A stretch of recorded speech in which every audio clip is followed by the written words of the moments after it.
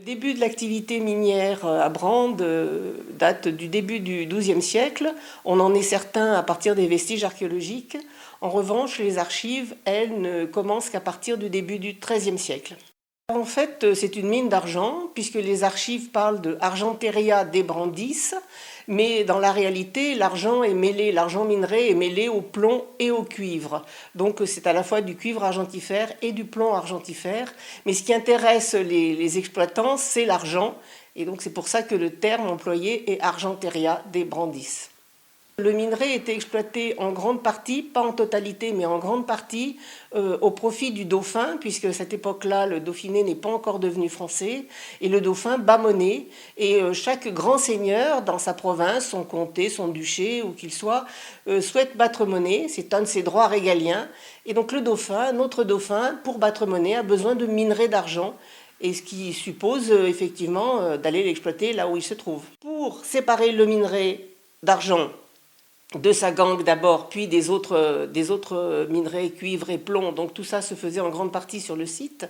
Mais après, autour de cette activité principale qui devait occuper une grosse partie de la population, il y avait effectivement tout un tas d'autres métiers, comme par exemple des muletiers, puisqu'il fallait à chaque fois que le minerai descende dans la vallée et remonter de la nourriture, remonter du bois, du charbon de bois. Donc il y avait un véritable cordon ombilical entre le plateau de Brande et la vallée.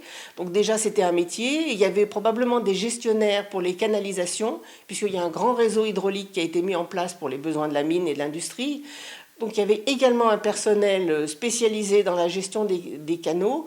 Il y avait probablement également une activité communautaire, ça on le sait par les archives.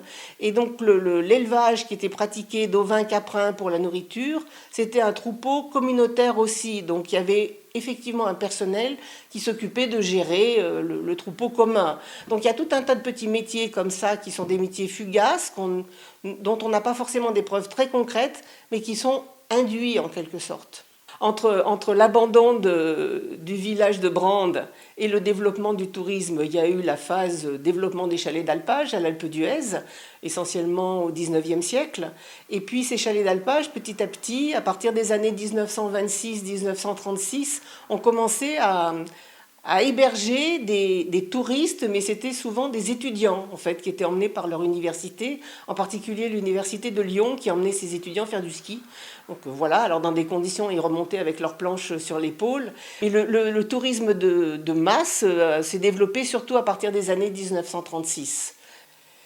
Alors la question de l'impact environnemental de l'activité minière est une question qui est au cœur des préoccupations des chercheurs actuellement. C'est une question qui est importante parce qu'on s'aperçoit qu'au bout de 700, 800 ans, 900 ans, la pollution, elle est certes localisée par rapport aux pollutions qu'ont pu générer les industries du 19e et du 20e siècle.